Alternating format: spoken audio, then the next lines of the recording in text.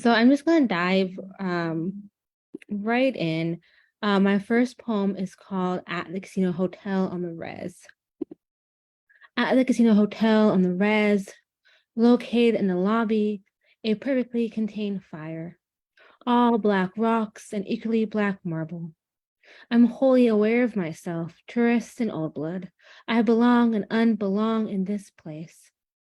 All that family in the cemetery on the hill above the house my grandmother had built but never lived in, worn from lack of use.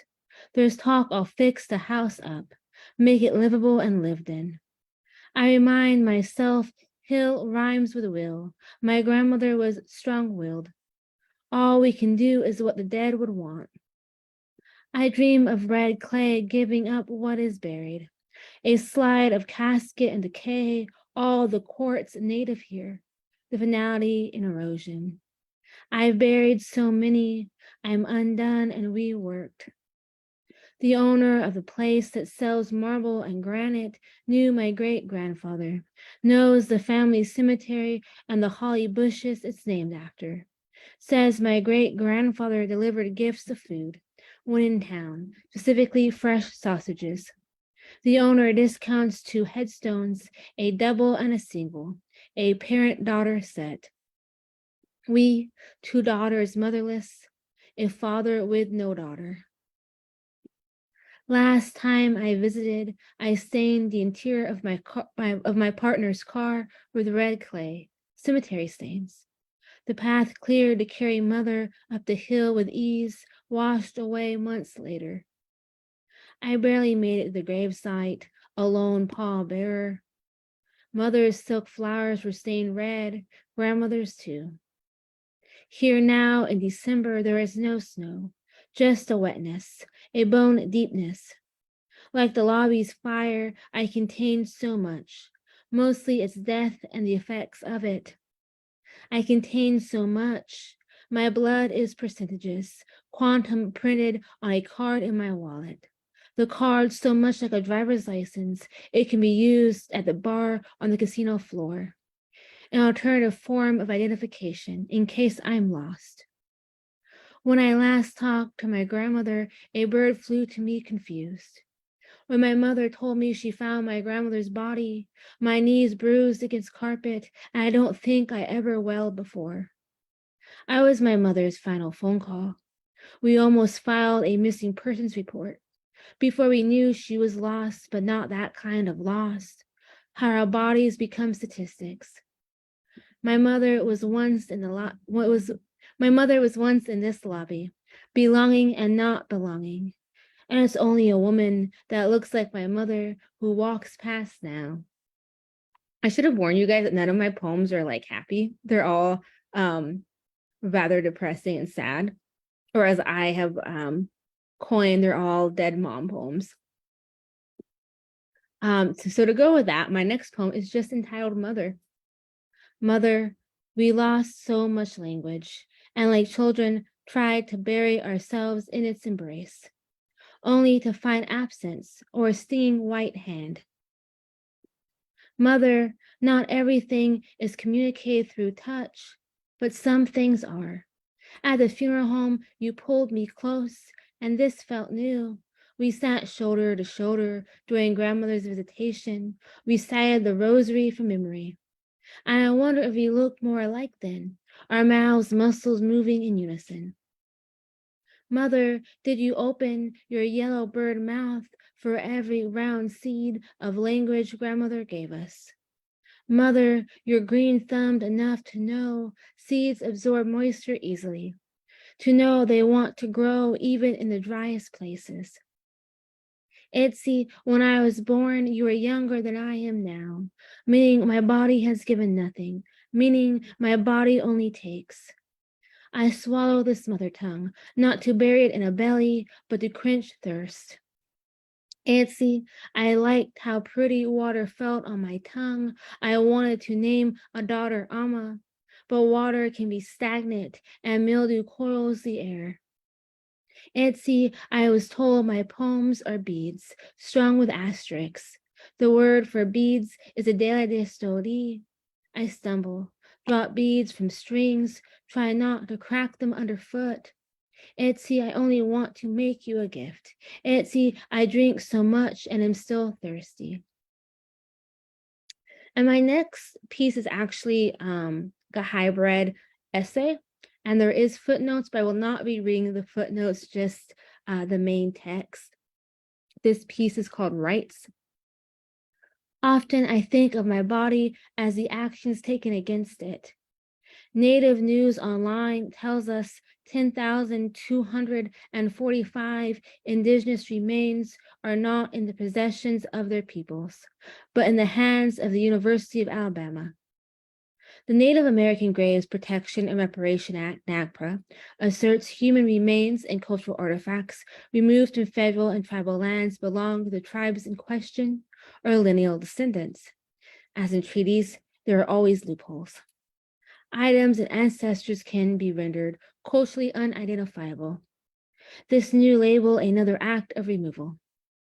Only after legal action has the University of Alabama agreed to culturally affiliate the human remains and funerary objects. NAGPRA states that ancestors' remains must at all times be treated with dignity and respect. To transport bodies across state lines, said bodies must be embalmed. My grandmother and mother removed from Arizona, place of death, to Western North Carolina, ancestral home.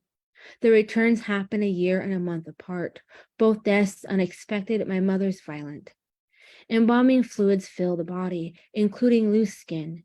My grandmother's appeared heavier than she was, her skin loose from age and the remnants of a kerosene fire. My mother's face looked brighter, her cheeks and chin rounded and softened. She looked even more like her mother. When we saw my grandmother's body at the Phoenix Funeral Home, her nose was flattened and its tip pushed upwards, the results of her body being stored too quickly after embalming. I don't want to call this act careless. By the time of my grandmother's North Carolina funeral, her nose had settled back into place. She looked more herself at home. She always said she wanted to move back and not be buried in the God-forsaken desert. My grandmother bought me silver and turquoise rings to wear on every finger. I worked the ring from my pointer finger, nestled it in between my grandmother's side and the casket lining, her hands too fragile to move. The Ketua Mound is considered mother town of Cherokees, all Cherokees. The site dates back 10,000 years. If we consider the mound as physical shape, it is barely 5 feet high. This is due to years of white farming. In 1996, the Eastern Band of Cherokee Indians purchased the Ketua Mound and surrounding land. We bought land already ours. At least 15 burial plots have been found. When traveling to a New England town my mother never had the chance to visit, I took a photo of an elaborate headstone. Filigree carved into the sides, the top decorated with a skull and angel wings. I joked this was the headstone I wanted, the macabre of it. When a cousin saw the photo, she said, "You get a native burial."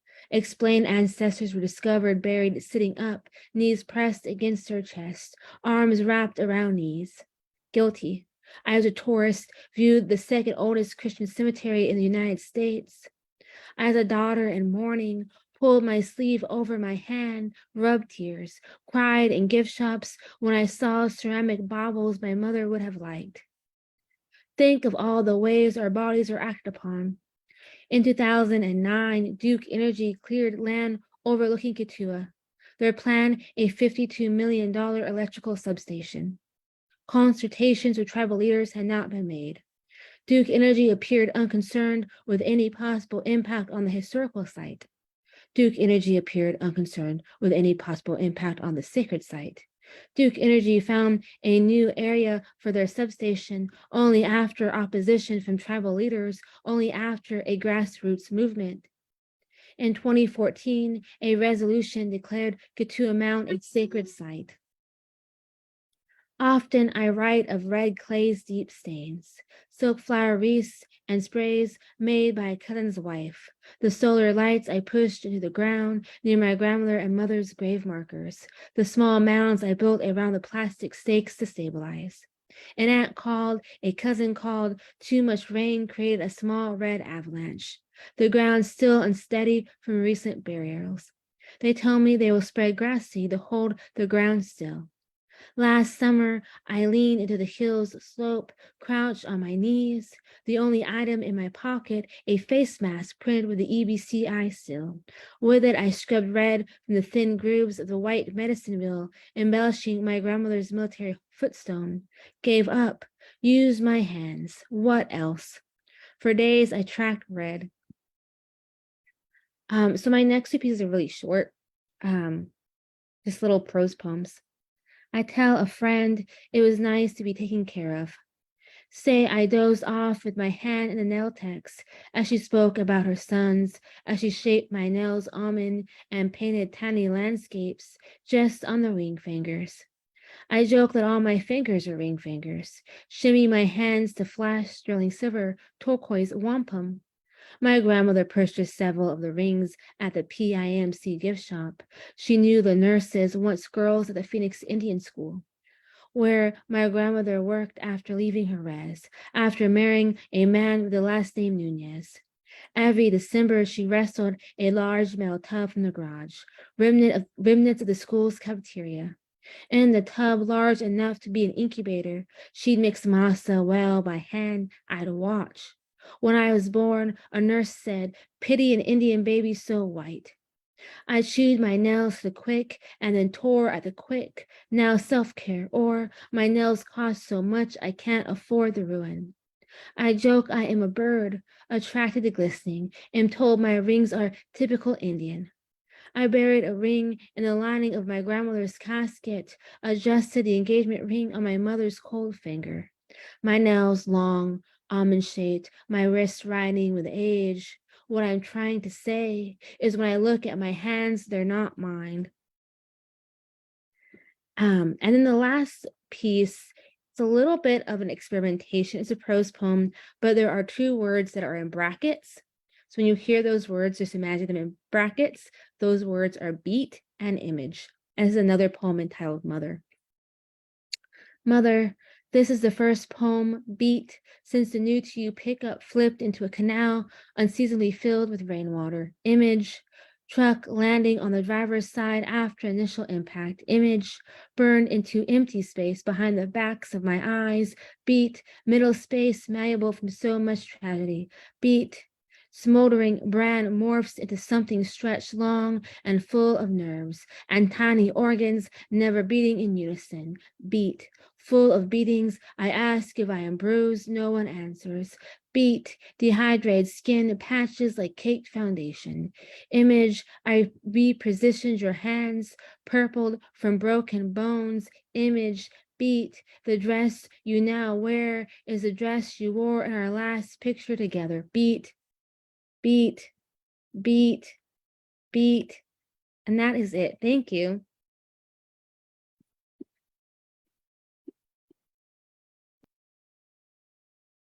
Oh my goodness. Round of applause, a little silent round of applause for Mary's work. That was so incredible. Thank you so much for sharing. We will continue now to our next poet. I want to introduce Sarena Brown. Sarena Brown is a visual artist, poet, and 2020-2021 Dreamyard Fellow. They earned their MFA in poetry from UMass Amherst. They write love poems to the body through gender feelings, queer belonging, and disability. Serena's chapbook, I Am Thankful for Feeling and for the First Time on Earth, is out now with Big Lux. Follow them on Twitter and Instagram at Sarena Brownie and find them online at serenabrown.com. Sarena, you may take it away whenever you like. Hi everyone. I'm really excited to be here. I was telling Aslan that I love a theme, and I also take coziness very, very seriously. So I'm really happy to be here. And I'll just jump into it. This first poem is called Big Dipper Sadness, and it's after Mary Ruefle, who has a poem called Purple Sadness. And this is a little bit inspired by that one. Big Dipper sadness is the sadness of asking for the time, seasonal allergies, campfire ash, and anglerfish. It is big, big enough to knock the wind right out of you, to lull you into Benadryl dreams, to give you bug bites on your ankles and knees. It is the sadness of canceled plans, of cattails waving by the river, of cherry dum-dum pops and celery stalks. Big Dipper sadness is made of dusty ceiling fans, daydreaming on the school bus, dial tones, the dentist, evanescence, and chain emails. It is forever being the little spoon, forgetting a name, feeling small under stained glass sky, four-way stops and garden hoses with leaky faucets, gnomes, and glitter and glue. It's alive in half-dead houseplants, harmonicas and happy birthdays, irony and ice cubes. Big Dipper sadness lives inside Jolly Ranchers and Just Dance 2. It sulks in knickknacks collecting dust, kaleidoscopes and laundry day, loose lace shoes, Lactaid tablets, and musk. It swells in Monopoly money, manic panic hair dye, and natural deodorant. Obnoxious boys, oboes, and ovals too. It lurks within power walkers, popcorn kernels, and paper cuts. It thrives when you quit something you aren't immediately good at. It lives in radio static and roundabouts, in the sand crumbling between your toes, in sour gummy worms, slow blinks from the cat, stale potato chips, and tickle attacks. Big Dipper sadness is sweet on toothaches, 2% milk, ulcers, and unreliable narrators. It dwells inside Venus flytraps, vague answers to specific questions, and Walmart parking lots. It wilts on winding mountain roads, under X-ray vests, inside Xboxes and yo-yos. Big Dipper sadness is Yahoo Answers getting shut down, Zippo lighters, zebra-striped gum, and lemon zest. That's that one. I love that one because it's a abecedarian, which means I went through the alphabet with many of the lines. And using a structure like that really helps me keep going in a poem. And it's a lot of fun if no one has tried it before. This next one is Obad. In fog, I walk myself in quiet. Freckled in first light, snow crunches under the weight of my small body. Little clouds leave with each breath. My thoughts, still drifting, are not yet racing. I find something nameless, like a sibling of stillness, in the wooded back streets of Northampton. Sometimes I might see a skunk, slinking, or maybe a rabbit, just doing rabbit things. In school a long time ago, I learned that the sun is a star, a big one. All the smaller stars sit overhead, some of them with big names and friends. And near dawn, they look behind themselves into what lives beyond what's here. And they make room in their sky for the sun. I still don't know what they do, the rabbits. I need to pay more attention to the rabbits from now on. I never noticed, or I can't remember. I'm a bad person and I'm selfish. I've either just cracked open or I'm cracking. I just need to have something bad happen. I need something bad to happen right now, but I'm too much of a coward to make a bad thing go. And I need this terrible thing to happen to me to explain why I can't find stillness or friends to keep, or to tell me why my mother doesn't like me. The stars, they make room, even though they can't see the sun. And the sun gets to be held by their same sky. And the stars, they are still there, but not always at the same time.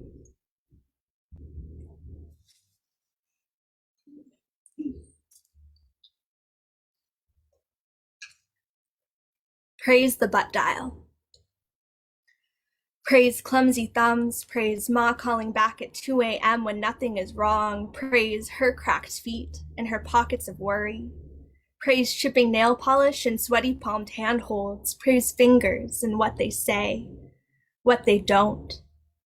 Praise cracking knuckles and loose lace shoes, praise shoes and soles and stink, praise the accidental on purpose risk of the butt dial, praise your right hand in your love's right back pocket, praise butts. Butts too. Praise too much, too brown, too sexual, too, you know what? I never asked you, so small and entitled the word too much weight in those two little O's next to a T, praise tea. And Dita's fresh from the tin butter cookies, praise the flower plucking and bringing aunties, praise the resilience of the paper cut. The resilience of roaches and roti and rust, praise ancestral trauma passed down like heartburn or hair loss. Praise fingers and what they say, what they don't. Praise the distance between hands and loves and hands and hurt. Praise hangnails and hangovers and that one sip of Hennessy that didn't feel all too special. Praise Dita's streams of laughter after Dadu farts. Praise the simple hilarity of farts. A reminder to let our bodies be bodies. Praise our skin suits and how they all crumble differently. Praise the funny bone for eternally embodying irony. Praise midnight butter sugar toast with dad. Praise sand that lingers long after you've left the shore. Praise the moon and her phases. Praise our lunacy and the stupid giddiness of mooning. Praise the stupid giddiness of being swept up in a crush, the stupidity of loving and longing. But mostly, praise the butt dial.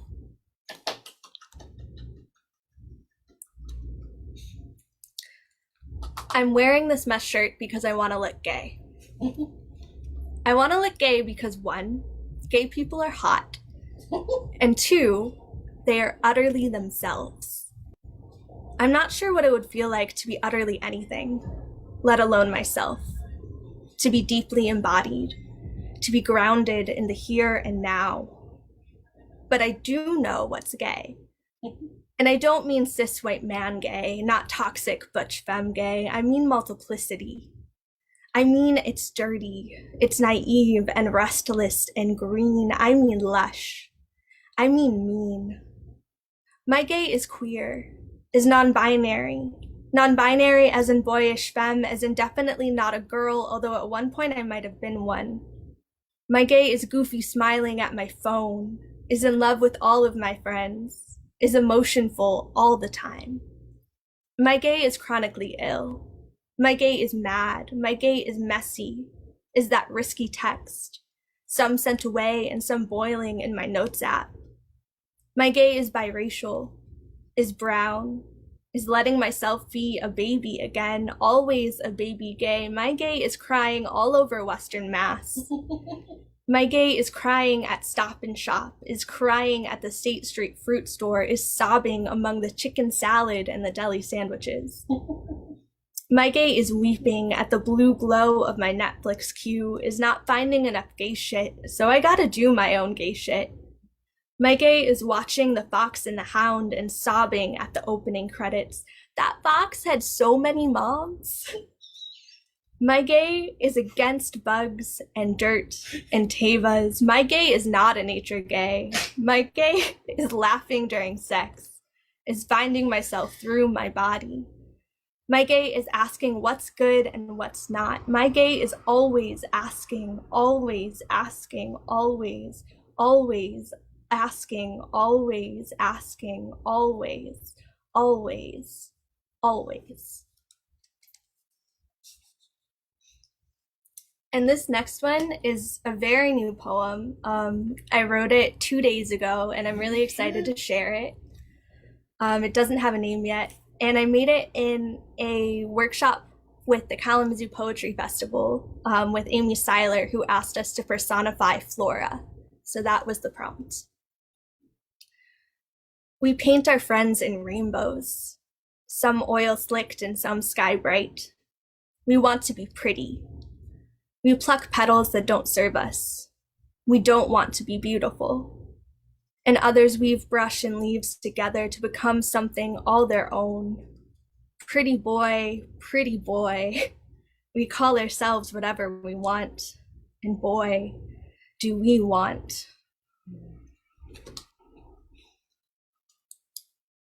And this last one is the title poem of my chapbook, I'm Thankful for Feeling and for the First Time on Earth. And it is after and for my friend who's here, Jay Pabaru. I'm really excited to share this with all of you again. I am thankful for feeling and for the first time on earth. To get into all the time spent by the light of our teeth, we rose into slashing beauty, touching our whole bodies.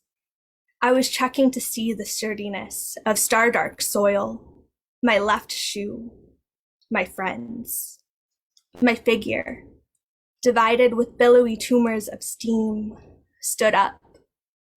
I could see in the mirror, among other things, my flush chest fantasy. Hello. We can't only depend on mobility, careful to step with one foot, then the next. I broke. I softened. Every corner of the person I got to be was enough. Thank you all. Woo! Oh my goodness, Sarena, thank you so much. Absolutely stunning. Another silent round of applause for Serena's work and also for Mary's work. We will now switch into our Q&A portion. So all those questions that I know that y'all have had boiling, get ready to serve them. If you would like to turn your camera on and ask, you can. You can leave your camera off and ask, or you can throw them in the chat and I can read them out for you. But I will get us started with a question while y'all think. I was curious for both Mary and Sarena, because both of your work came to this reading with a lot of grief on the table and a lot more behind that grief.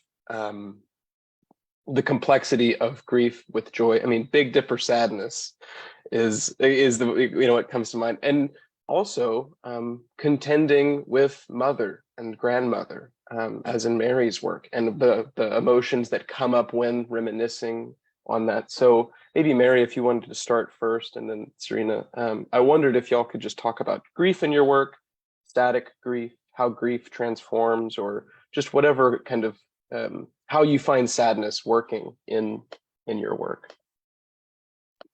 Yeah. So like I said, my poems are just sad dead mom poems. But I think I was always, even before these lessons happened, I think I was always kind of working with a type of grief. Even back in my MFA days when I was writing things that were really different, like narrative persona poems, there's always some kind of loss happening. And I think it took me a while to realize that I was kind of examining who I was at the time. And, I like at points I was struggling with my sexuality, things like that. But I had grown up off res, moved to an undergrad, like did undergrad right by my res, then moved to the other side of the US again and back and forth. And I think I was just kind of dealing with this longing and this kind of confusion as who I was as a white presenting Native person, as someone who again is white presenting, but I was raised by the Native / Hispanic side of my family and not the white side. So it's kind of this what I was dealing with, especially because I was just dealing with that kind of that part of cultural colonizer versus indigenous, things like that. And I was trying to examine these things and kind of come to terms with it. And always, of course, had breakup poems, all that stuff that happens in your 20s. But then my grandmother died, who I was very close with, and I had some poems that kind of what I would think would happen when she passed. That was kind of how I was preparing myself, but her death is super unexpected and nothing like I thought. So I was reeling from that. And we did bury her in a small family cemetery that we have in Cherokee. And then right after she died, lockdown happened. So it was like trying to deal with grief, with this mass grief. And it took me, like, I had to write, and it took me a while to figure out what I was dealing with. Because I had so much going on. I was teaching on Zoom, I was taking classes on Zoom. Everything was, not what it should have been. And then when I was slowly getting kind of my footing again, my mother dies. And it's a drunk driver, it's court cases, all this stuff is happening. And it's literally 13 months, like we just had my grandmother's first anniversary. So it was just, again, back to Arizona, back to North Carolina, back and forth, while living not in either of those states. It took me about 4 or 5 months to start writing again. And I actually, the first poem I wrote, which was an early draft, that last one I read, I actually wrote at, like, when I had a residency at Sundress in Knoxville. So I felt like it was fitting to read that. And of course, like, I didn't sit down and write about my mom's death. I was like, maybe I should touch this for a while, but it's what came out, and it's all I could write were these things. And it was the only way I could kind of examine things, especially with my mother. And like, we had like a kind of we had a weird relationship, where we were rebuilding relationship, and it felt like I had just got her back when I lost her. So I was like, out kind of also examining, like, what does that mean? Who do I elegize more, or is something happening there where I'm elegizing one over the other? What, like, that kind of stuff. So I'm by the time I'm like dealing with this grief, I'm realizing at the same time that this grief that I was, this larger cultural loss of language and land, it's overlapping. And I think it's almost like I needed to examine those closed deaths to examine the bigger ones and kind of work through what I was working through. And like, that processing and that sitting with my grief is like, I don't know what I would have done without doing that. I think I would have gone completely like crazy. So like, I started experimenting with hybridity and making weird shapes. I had like one of the poems the first poem I read tonight, like the stanzas are over the place. And I never would have done that before. I was really against experimentation because I was like, nah, like, it looks stupid. But then I started doing it, and it was like, I had to mimic the chaos that was in my head on the page. So like, I don't know if I'm answering your question, but like, the grief like kind of opened up like doors for me in a really weird, maybe morbid way. But I think I just needed, like, it was my way of processing and examining, and like these close tests helped me kind of figure out what else I was kind of struggling with. And I'm still writing through those and towards those and around them or whatnot. And I think I will probably be for a while, but especially as the years go on and things are settling down, like court cases and things like that. Like, I'm still trying to figure out like who I am now and compare like with these loss and just who I am as an Indigenous person. And I'm going to stop rambling now. Serena can say something. Thank you, Mary. So for my poetry, I've been making a really conscious effort to try to center queer joy. But with that, there's always like an undercurrent of grief that deals with the heaviness of being queer in America right now, and ever. And I think with also like the way I literally write the poems, if I'm dealing with joy or grief, like really huge things, finding poetic forms that are very structured has helped me access that. That's all I've got on that for right now. Thank you all so much for sharing. If we have any other questions, go ahead and throw them in the chat. We'll wait a second to see what folks have.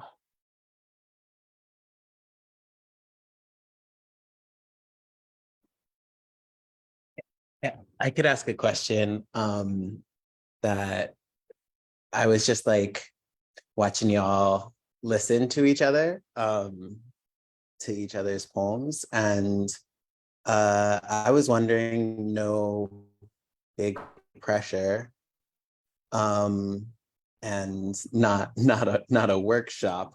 But if in listening, very much not that, but in listening to each other's work tonight, if there was a moment or two that stood out to you as like connective to what you feel like you're exploring right now or working through in the work you're making and presenting. So yeah.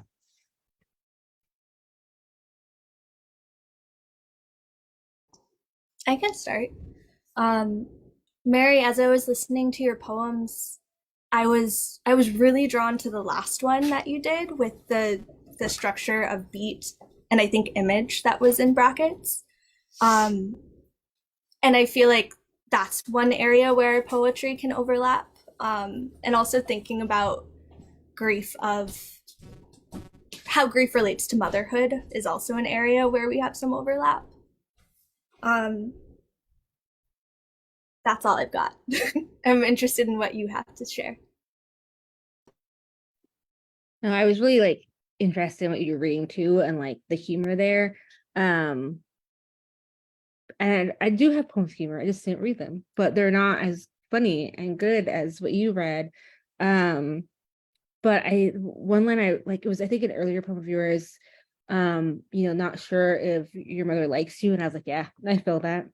And this the physicality and the body working in your poems. I'm always kind of conscious of like my body as just like this physical thing that has to take up space for some reason. So like hearing like your kind of take on the body and like the like usually skin suit and things like that, I'm like, yeah, like that.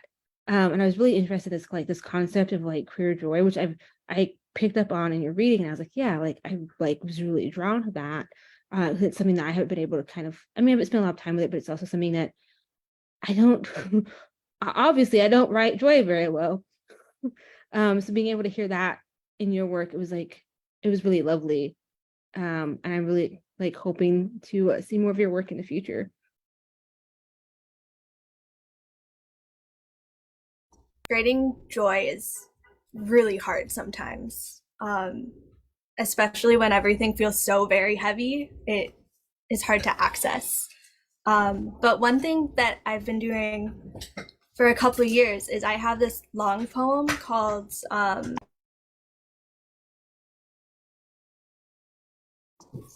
just waiting for my partner to leave so the door doesn't get too loud. I have this long poem called The Good Things List, where when I'm feeling a certain heaviness, I try to note like even just one thing that's good in my immediate vicinity. And that has been one way to find joy in even really hard days. So you might want to try that. I like that. I'm gonna give that a try, I think.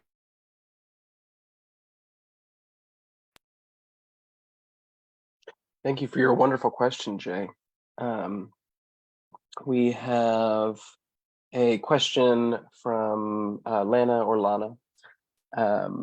Sarena, your poems have such a beautiful sonic quality. I'm wondering if you hear the words as you write them or edit specifically for the music.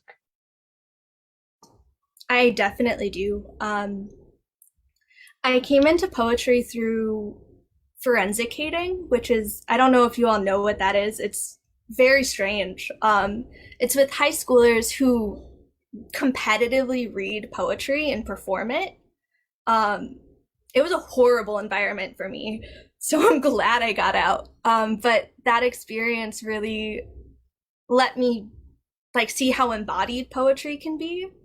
And I really focused on the way it sounded when I was in high school, and from then, whenever I edit, I take a moment if the words are on the page and I read it out loud, and I do that as I'm writing too. So I like to be alone when I edit for that reason, or else I'm just muttering to myself. But I always read it out loud a few times. And then when I feel like it's my final version, I read it again. And I even recorded on my phone and listened back to it later. And that has been helpful for me to pick up on things I might not pick up on the first try.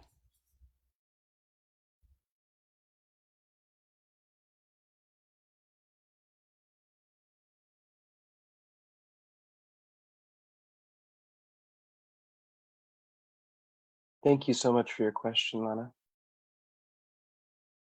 I think we have time for one or two more questions. Here, folks have something.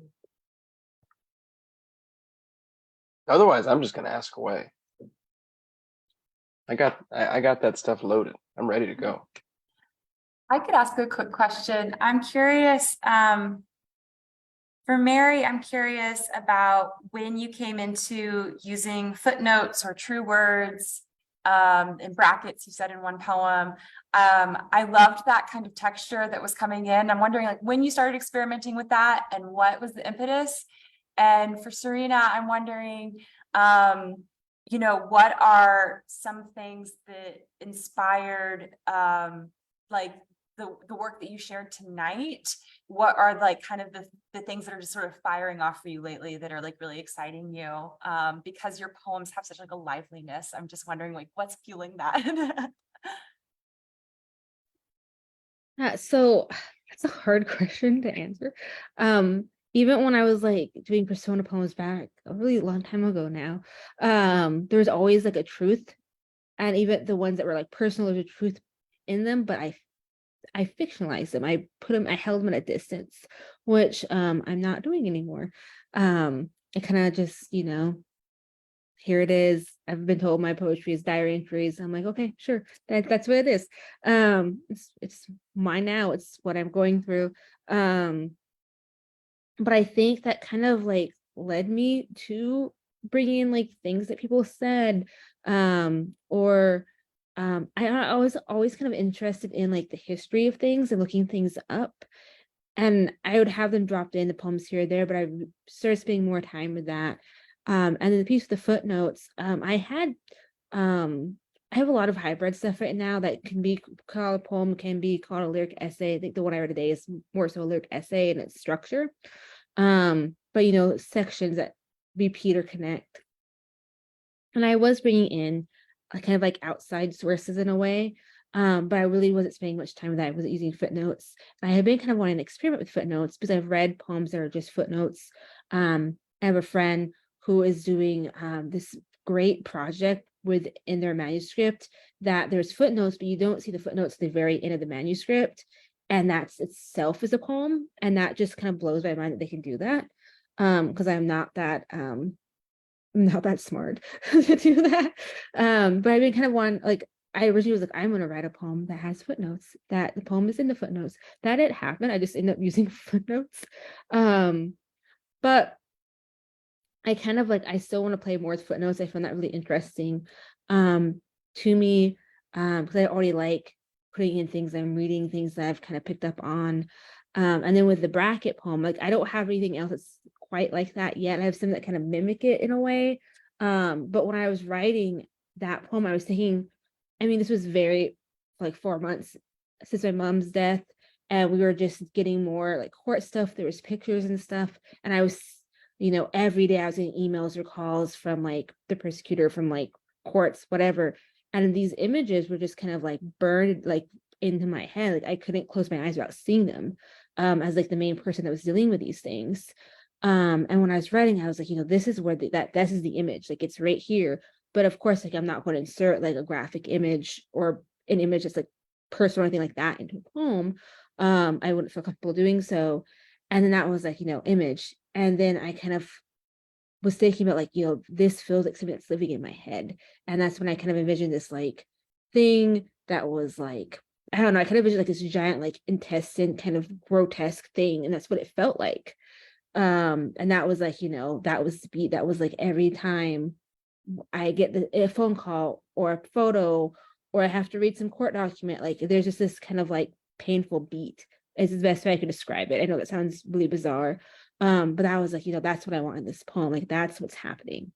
So I've been like, I don't have a lot of poems that do this, but I've been playing with it more. And again, like I said, I'm kind of leaning into hybridity and especially just experimentation more, because I feel like that's really the best way to kind of show grief, because it's not linear. So yeah, I kind of hope that answered your question.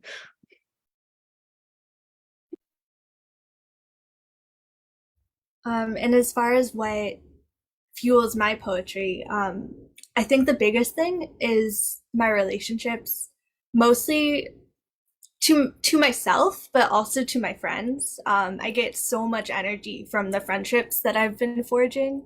And I think about all of these relationships as like living, breathing things that have a whole energy about them. And I feel like I'm trying to tap into that with what I'm writing too.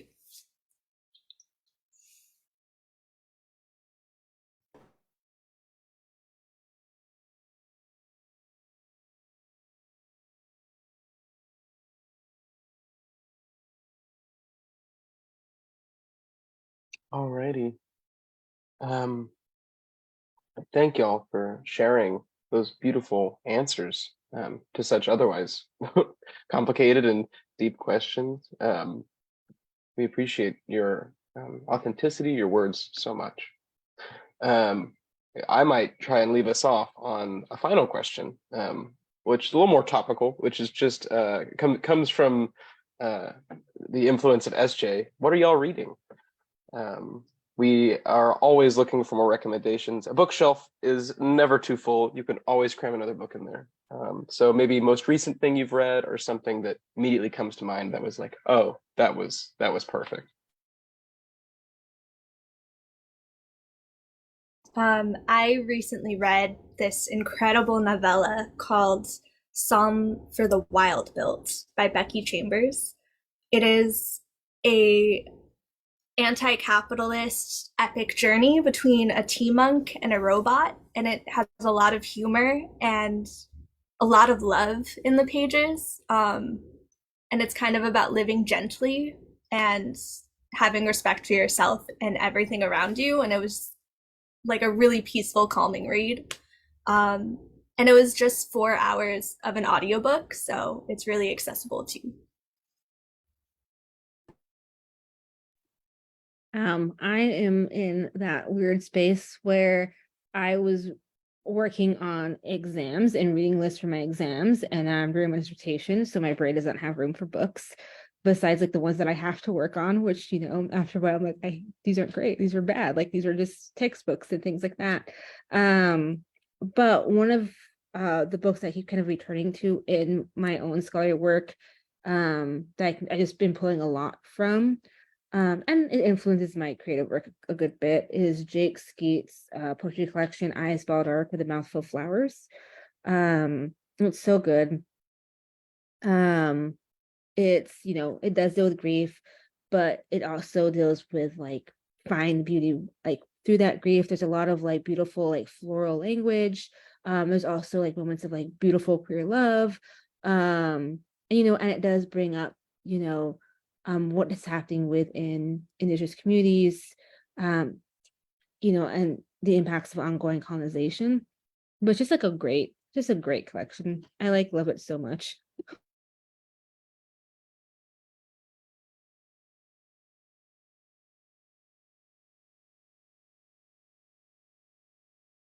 Thank y'all so much. Great recommendations too. A Psalm for the Wild Built just sounds great. I mean, monk and robot, come on. It's the dynamic duo, the classic duo. And Eyes Bottled Dark is absolutely stunning. I haven't read that in a minute, and everyone should. It's great. Jake is a wonderful author. I think that will do it for this episode of Poets in Pajamas, though. Thank you all so much for coming out tonight. And for the folks that have cycled through the live stream, we appreciate y'all too. Our next episode will be about a month from now with the fabulous Jeanette Daniello and Athena Nassar, which will be, I don't remember. I'm looking it up. It was in front of me. May 21st. It'll be May 21st. So please come on out for that. They are fabulous poets as well, and I cannot wait to see what they read. But Mary Christensen, Sarena Brown, thank you all so much for sharing your testimonies tonight and your absolutely stunning work. Where can folks find you if they would like to keep up with your stuff?